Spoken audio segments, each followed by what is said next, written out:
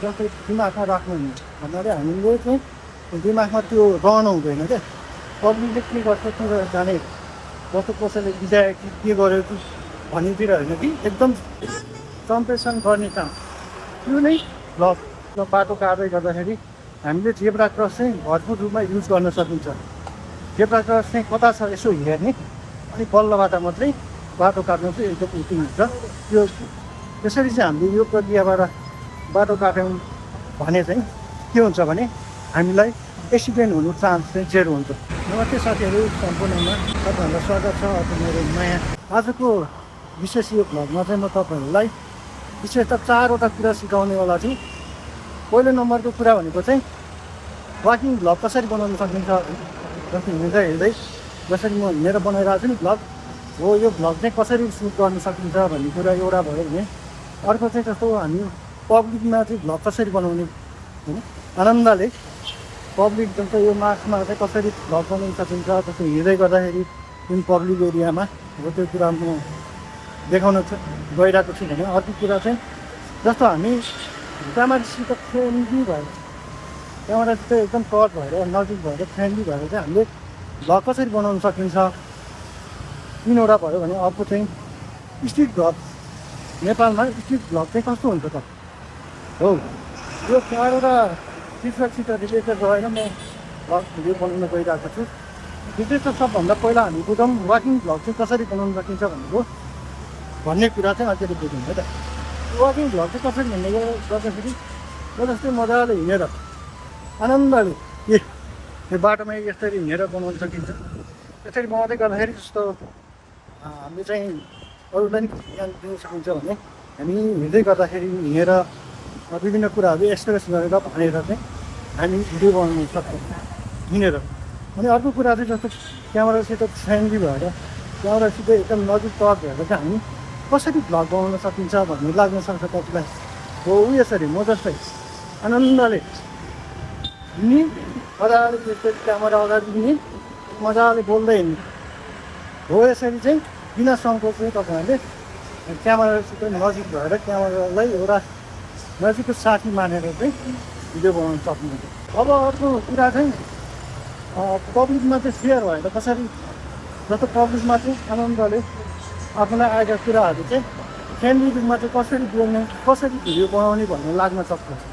त्यो पब्लिकमा चाहिँ के भन्दै गर्दाखेरि पब्लिकले के भन्दैछ के गर्दैछ मेरो अनुहारमा हेर्दैछ कि हेर्दै छैन कि भन्ने कुराहरू चाहिँ हामीले जस्तै दिमागमा राख्नु भन्नाले हामीले चाहिँ दिमागमा त्यो रहनु हुँदैन क्या।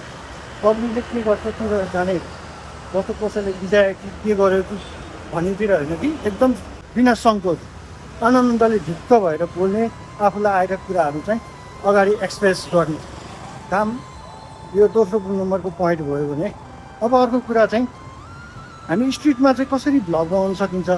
जस्तो हामी हिँड्दै गर्दाखेरि विभिन्न ठाउँहरू देखाएर हामीले भिडियो चाहिँ कसरी बनाउने अथवा भिडियोमा एक्सप्रेस चाहिँ हामीले कसरी गर्न सकिन्छ हो त्यो कुरा नै अलिकति बुझौँ। जस्तो स्ट्रिट भन्दै गर्दाखेरि स्ट्रिट चाहिँ कस्तोलाई भन्नुहुन्छ भने जस्तो रोड साइड एरिया जस्तो हिँडेर बनाउने ठाउँ हिँड्ने ठाउँ अलिकति सानो गल्ली टाइपको ठाउँलाई चाहिँ हामी स्ट्रिट भनेर बोल्छौँ हो। मेरो भ्लगको शीर्षक पनि त्यही नै स्ट्रिट टु साइड भ्लग भनेर मैले नाम राखेको छु। म त्यही भएर विशेष गरी यो स्ट्रिट र साइडहरूमा गएर भ्लग बनाउने उद्देश्यले चाहिँ यो च्यानलको नाम राखेको। यो च्यानलको नामअनुसार कुरा गर्ने हो भने अघि नै मैले भनिसकेँ स्ट्रिट भन्नाले चाहिँ जुन ठाउँमा सानो र गल्ली हुन्छ हो त्यो गल्लीमा चाहिँ मस्त हिँडेर एक्सप्रेस गरेर भिडियो बनाउने काम अथवा भिडियोमा देखाउने कामहरू चाहिँ यो स्ट्रिट भ्लग्समा चाहिँ विशेष त देखाउँछु विशेष त देखाइरहेको छु। अनि अर्को कुरा चाहिँ कस्तो भ्लगिङ भनेको चाहिँ के हो त त्यसमा पनि जोडौँ है त। यो भ्लगिङ भन्दै गर्दाखेरि जस्तो त्यो भ्लगिङ चाहिँ कस्तो भन्दै गर्दाखेरि बिहान म उठे बेलादेखि बेलुका नसुत्ने बेलासम्म जति पनि मैले बनाइरहेको डेली कुराहरूको भिडियो मैले बनाइरहेको भने कम्पेसन गर्ने काम त्यो नै भ्लग जसरी म बनाइरहेको छु। मैले चाहिँ बिहानैदेखि चाहिँ बनाएको छैन कि आज मैले विशेष त रिलेटेड टपिकमा चाहिँ भिडियो बनाइरहेको हुनाले मैले भ्लग चाहिँ यसलाई चाहिँ भ्लगै भन्न चाहिँ मिल्दैन कि यो भ्लगिङ चाहिँ कसरी गर्न सकिन्छ भन्नाले भ्लगिङ के हो, कसरी गर्न सकिन्छ, कसरी सेयर गर्ने, कसरी पब्लिक सेयर गर्ने, कसरी क्यामेरामा फेसिङ गर्ने भन्ने कुराहरू चाहिँ मैले तपाईँहरूलाई देखाउनको लागि चाहिँ यो भिडियो बनाउन गइरहेको छु। यो भिडियो बनाउँदै गर्दाखेरि तपाईँहरूलाई पनि इम्प्रेसन मिल्छ होला, म पनि यस्तै गरी भ्लग बनाउन सक्छु कि होइन, म पनि यसरी चाहिँ अगाडि बढ्न सक्छु कि भन्ने तपाईँहरूलाई लाग्न सक्छ।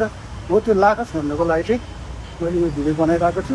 सो हेर्दै गर्नेलाई है त। यो चाहिँ तपाईँहरूले देख्न सक्नुहुन्छ, यो चाहिँ 16 फिट चोक दार्जिलिङ केएमसी टन्न छ, पुरा सवारी सामानहरू बवालै छ, लगानी चाहिँ एकदम चपाचाप छ। अब अलिकति कुरा बुझौँ के भन्दाखेरि हामी हिँडेर भ्लग बनाउँछौँ, हिँडेर बनाइरहेको छौँ, हिँडिरहेको छौँ होइन। अब हामीले यस्तो ठुलो ठुलो बाटो काट्दै गर्दाखेरि हामीले जेब्रा क्रस चाहिँ भरपुर रूपमा युज गर्न सकिन्छ। जेब्रा क्रस चाहिँ कता छ यसो हेर्ने, अनि बल्लबाट मात्रै बाटो काट्नु चाहिँ एकदम उचित हुन्छ। यो त्यसरी चाहिँ हामीले यो प्रक्रियाबाट बाटो काट्यौँ भने चाहिँ के हुन्छ भने हामीलाई एक्सिडेन्ट हुनु चान्स चाहिँ जेरो हुन्छ। भन्नाले हामी एकदम सेफ साइडबाट हिँडेका हुन्छौँ र हाम्रो जीवनको पनि एकदम सुरक्षा हुन्छ। यो स्ट्रिट भ्लग्स बनाउँदै गर्दाखेरि स्ट्रिट चाहिँ के हो त, अलिकति त्यसमा नि हामी प्रकाश पारौँ, अलिकति त्यसमा नि हामी बुझौँ। स्ट्रिट भ्लगमा चाहिँ के हुन्छ भने जस्तो वरिपरि घरै घर हुन्छन्, बिचमा चाहिँ सानो बाटो गल्ली हुन्छ, हो त्यो नै स्ट्रिट हो। अब अलिकति बुझौँ, स्ट्रिट भ्लग चाहिँ के हो त वास्तवमा। स्ट्रिट भ्लगिङ गर्दै गर्दाखेरि के कुराहरू चाहिँ विशेष त हामीले जान्न सकिन्छ भन्ने कुरा नि अलिकति बुझौँ।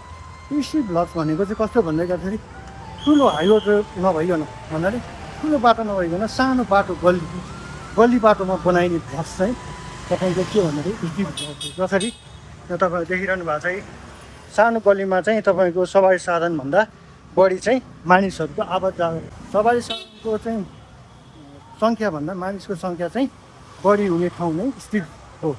जुन ठाउँमा चाहिँ हामीले भिडियो बनाउँछौँ, भिडियो सम्प्रेषण गरिरहेको हुन्छौँ, भिडियो कन्टेन्ट चाहिँ क्रिएट गरिरहेको हुन्छौँ, त्यो नै तपाईँको त्यो नै के हो भन्दाखेरि स्ट्रिट भ्लग्स हो। स्ट्रिट भ्लग्समा चाहिँ के हुन्छ भने विशेष गरी मैले अघि नै तपाईँहरूलाई प्रकाश पारिसकेँ, जस्तो सवारी साधन कम, मान्छेको सङ्ख्या बढी हुने ठाउँ नै विशेष त स्ट्रिट भ्लग्स हो। अब म तपाईँहरूलाई विशेष गरी सानो यो स्ट्रिट भ्लगसँग यो भ्लगसँग रिलेटेड अहिले त म 4वटा मात्रै कुरा गर्छु भनेको थिएँ। अब चाहिँ म तपाईँहरूलाई अर्को एउटा शीर्षक पनि लिएर आएको छु। अब विशेष त हामीले साइड